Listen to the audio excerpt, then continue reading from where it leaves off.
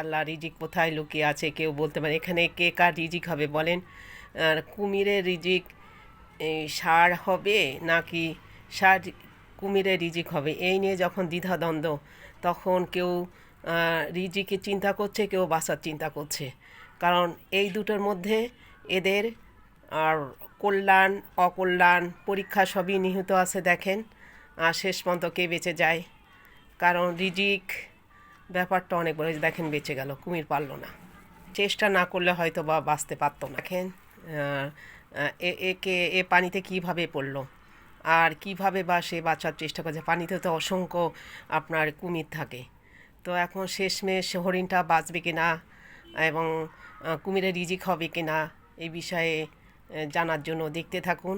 দেখেন কুমির কিন্তু পিছে লেগে আছে। কুমিরের রিজিক যদি হরিণ হয় তাহলে তো হরিণের বাঁচার কোনো আর পথ থাকবে না।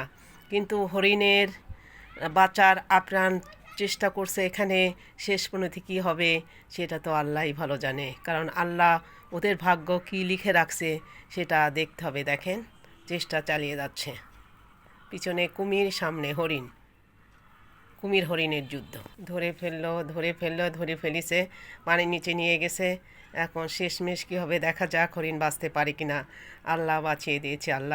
হরিণ আল্লাহর কাছে লাখো লাখো শুক্রিয়া যে হরিণকে আল্লাহ বাঁচিয়ে দিয়েছে। সে নিজেই শুক্রিয়া আদায় করে। রিজিক কার কোথায় লুকিয়ে আছে সেই ব্যাপারটা ভাবতে ভাবতে দেখেন কুমির কিন্তু ধরে ফেলেছে। কাকে ধরছে আপনারা বলেন?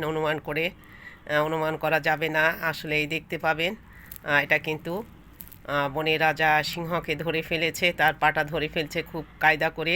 সিংহ বাচ্চার লড়াই করছে আর কুমিরের রিজিকের চিন্তা করছে যে আল্লাহকে এই রিজিকটা আমার উপরে রাখছে কি রাখে নাই, পাবো কি পাবো না, এভাবেই চলছে।